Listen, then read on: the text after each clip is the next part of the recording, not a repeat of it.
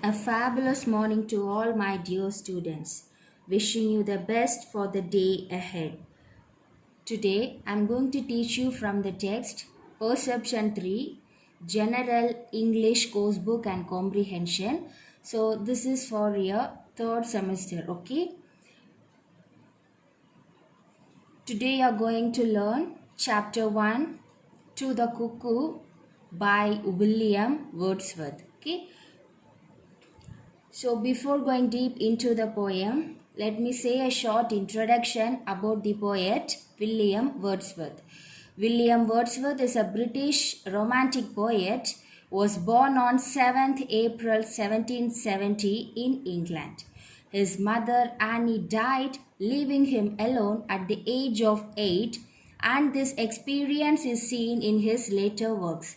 His father, John Wordsworth, too left the world, leaving him and his 4 siblings orphaned.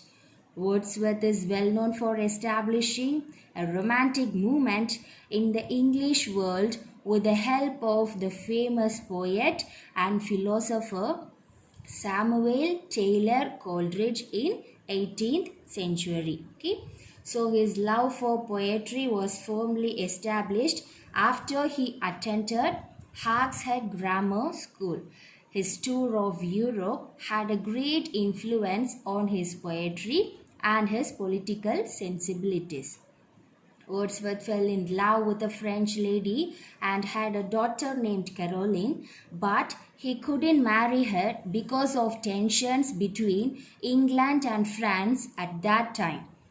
Wordsworth's notable works include lyrical ballads, The Prelude, An Evening Walk, and descriptive sketches, and the love letters of William and Mary Wordsworth. Okay. Now we are going to learn about the annotations of the poem line by line. Okay. Stanza 1. O Bility, newcomer, I have heard. I hear thee and rejoice. O cuckoo, shall I call the bird or but a wandering voice? Okay. O Bility, newcomer, I have heard. Okay. So the cuckoo is being called as a Bility or a carefree newcomer. I hear thee, which means I hear you and rejoice. O cuckoo, shall I call thee bird? Okay. So the bird's voice fills the poet with joy. Okay. Or but a wandering voice, which means it is an independent and free voice. It implies that the cuckoo is not just subject to any restrictions. Okay. Stanza 2. While I am lying on the grass, thy twofold shout I hear. From hill to hill it seems to pass, at once far off and near. Okay. While I am lying on the grass, thy twofold shout I hear. So the voice of the cuckoo's echoes, making it sound like two different voices from hill to hill. It seems to pass. Okay, so the cuckoo's cry echoes across the whole plain, passing from one hill to another, at once far off and near. Okay. Stanza 3. Though babbling only to the veil of sunshine and of flowers, thou bringest unto me a tale of visionary hours. Okay. Though babbling only to the veil, which means talking to the valley, making the incomprehensible cries, okay, of sunshine and of flowers.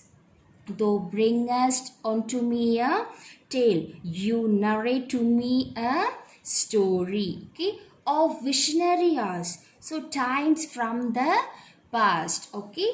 Next, stanza 4. Thrice welcome, darling of the spring, even yet thou art to me no bird but an invisible thing, a voice, a mystery. Okay, so thrice welcome, darling of the spring. the cuckoo is being welcomed 3 times. Repetition shows that the poet's eagerness. Okay. Even yet thou art to me, which means you are to me no bird but an invisible thing. The poet can't see the bird, can only hear the voice of the bird. Okay. So a voice, a mystery. Okay. Stanza 5.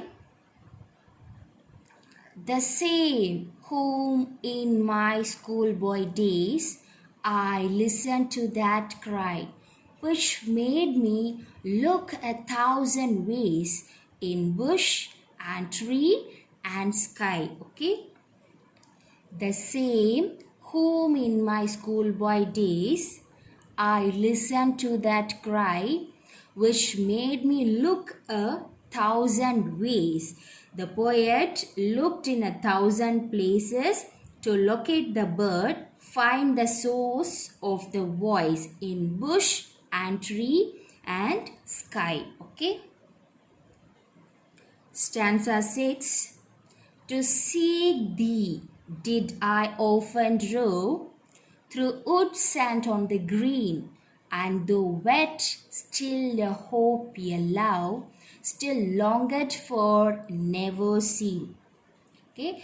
To seek thee did I often rove. To find the cuckoo, the poet frequently wandered about through woods and on the green, and though wet, still a hope, a love, still longed for, never seen, which means you are still a hope. The poet kept hoping to find the bird. Okay. Stanza 7. And I can listen to thee yet. Can I lie upon the plain and listen till I do beget that golden time again? And I can listen to thee yet. The poet can still listen to the voice of the cuckoo. Okay. Can lie upon the plain and listen till I do beget. Beget means bring about. Okay. That golden time again. So the poet's childhood days. Okay. Stanza 8. O blessed bird, the earth we peace, again appears to be an unsubstantial fairy place that is fit home for thee. Okay. O blessed bird, O cuckoo bird, the earth we peace, again appears to be an unsubstantial fairy place. So the poet is referring to the earth, calling it as a mystical, a place of fairies. This is because of cuckoo's presence. That is fit home for thee. This is a home that you are deserving of. Okay. Now we shall see about a clear explanation of the poem. Okay. So in first stanza, Wordsworth welcomes the cuckoo bird with a sense of familiarity, as he says he has heard him before. Calling the cuckoo ability a newcomer's alludes to the fact that the cuckoo is free and is not just subject to the restrictions of human life. Okay. So the cuckoo is merry and free from all worldly worries. Okay. So the first stanza itself sets the tone for the rest of the poem, as the poet makes it clear that he is addressing the cuckoo. Okay. So the cuckoo's bird voice brings back joyous memories to the poet, and thus he rejoices. The third and the fourth line of the poem are suggestive of the idea that the poet has never actually seen the bird and knows him only by his voice. Okay. So Wordsworth expresses this when he asks the cuckoo whether he should call him a bird or his identity will remind us that of a wandering voice. Okay. So the third line can also be interrupted as Wordsworth wonders whether calling the cuckoo a bird which encompasses his sentiments, or if the cuckoo extends beyond his realms of comprehension. Okay. So this is a clear explanation of stanza 1. Okay. Next, stanza 2. Okay. So in stanza 2, Wordsworth is lying on the grass when he hears the cuckoo's call. Okay. So the effect of echoing has been spoken about in this stanza. Okay. So the cuckoo's voice echoes across the hills and reaches the poet. This gives the impression of the voice being once close, then again far off. The fact that the poet is lying on the grass while hearing the cuckoo song, which gives the reader an idea of how close and deeply attached to the nature the poet is. The wandering cuckoo song is everywhere and it submerges the entire milieu in its melody. So the poet reveals to the reader how he discovers that the voice is that of a cuckoo. Okay, so the twofold shout that he hears is something that is exclusive to the cuckoo. Hence, the poet reaches his conclusion in stanza 2. Okay, stanza 3. Okay. Despite singing to the valley, talking about sunshine and flowers, the cuckoo bird voice brings back many memories to Wordsworth. Okay, so the cuckoo bird wanders about in the valley that is brimming with flowers and sunshine. Thus, the bird songs too are an ode to these aspects of nature. As you are well known that Wordsworth is a nature poet. Yes. So, but to Wordsworth, these songs have a completely different relevance. They act as an element of nostalgia by transporting the poet to days of his past. Okay. So, Wordsworth calls those times as a visionary as he cannot go back to them in person and can only envision them from his memory. Okay, so this indicates that the poet remembers the cuckoo from his childhood, which is alluded to in the first stanza when he says he has heard the cuckoo's song before and the cuckoo's voice now act as a catalyst in bringing back the poet's memories of his childhood. Okay.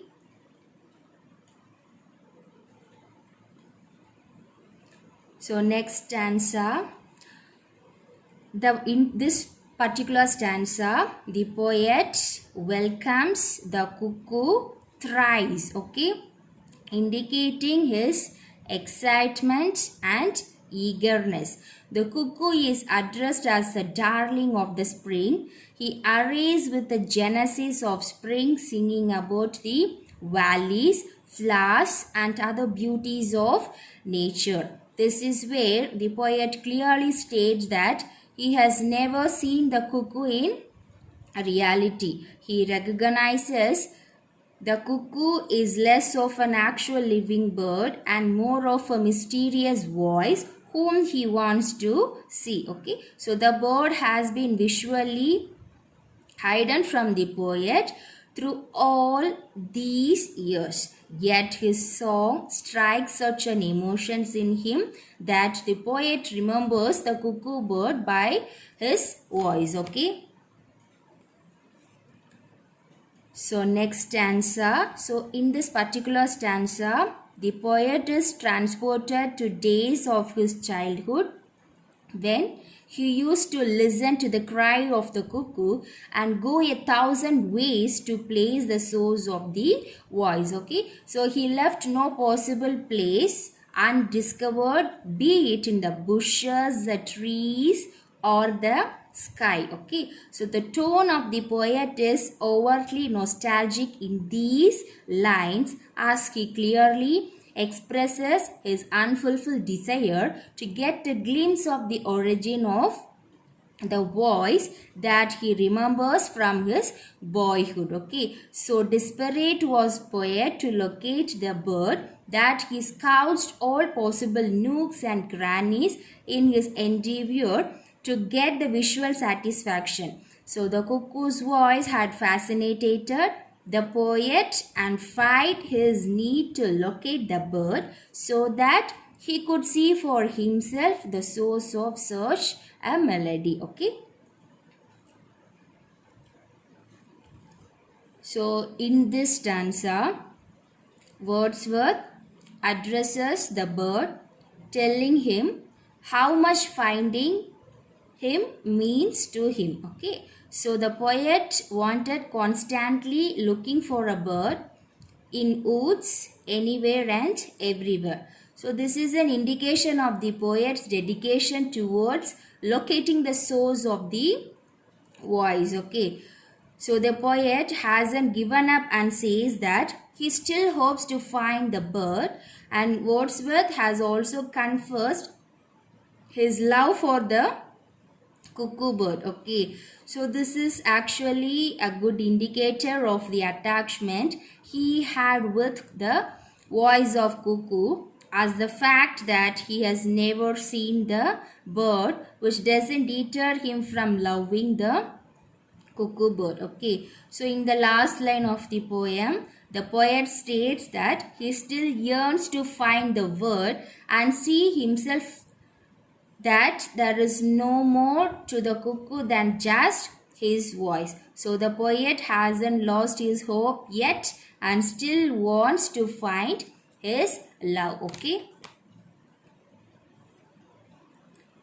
so with this stanza, the poet again travels back to the present and says that he can still listen to the cuckoo lying on the ground and produce memories of his childhood. Okay, so this stanza is in actuality a whole sentence and cannot be interrupted line wise. Okay, so Wordsworth was a romantic poet, and by labeling his childhood as a golden time, he confessed this to his romantic genre of poetry like gold. He implies that his childhood was precious to him and that he wants to relive the moments of his schoolboy days by lying down on the grass and listening to the voice of the cuckoo bird. Okay, so the poet is nostalgic and wants to conjure up the memories of his childhood by relying on the cuckoo's bird. Okay, so this is the last stanza of this poem. Okay, so in this stanza, Wordsworth encompasses the love and devotion towards the cuckoo bird. Okay, so Wordsworth calls the earth as an unsubstantial. Okay, so that is an unrealistic place of fairies. Okay, so this could because the earth has mesmerizing the elements of nature like the sky, woods, rivers and valleys. Okay, but at the same time it is plowed by restrictions of industrial life which curbs the freedom of an individual. Okay, so a place with such encanting contradiction is a place that is fit for the cuckoo bird. So the use of the term again, which alludes to the fact that with the arrival of the cuckoo, the earth takes on such a guise. He poet could also be saying that the earth that is also versatile, which is perfect, by dwelling for the cuckoo, as Wordsworth too is full of contradictions. Okay, so he steals the visions from the poet's childhood, which makes him the nostalgic. Okay, but he himself never. Okay, so this is about the clear explanation about the poem To the Cuckoo by William Wordsworth. Okay, so the mood of the poet in the first few stanzas is of joy.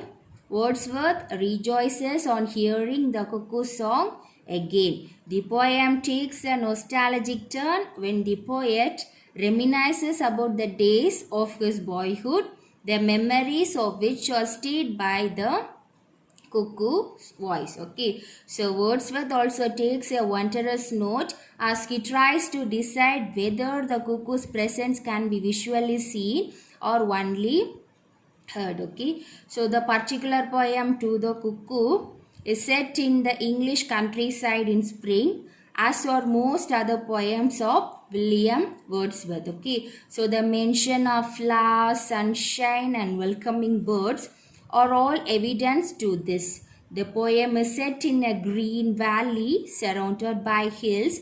When the poet lies down on the grass, he can hear the cuckoo's voice echoing through the hills, and this transports Wordsworth to the golden days of his boyhood. Okay, so the particular cuckoo bird is arranged image of innocence, gaiety, purity, and of boyhood. Okay,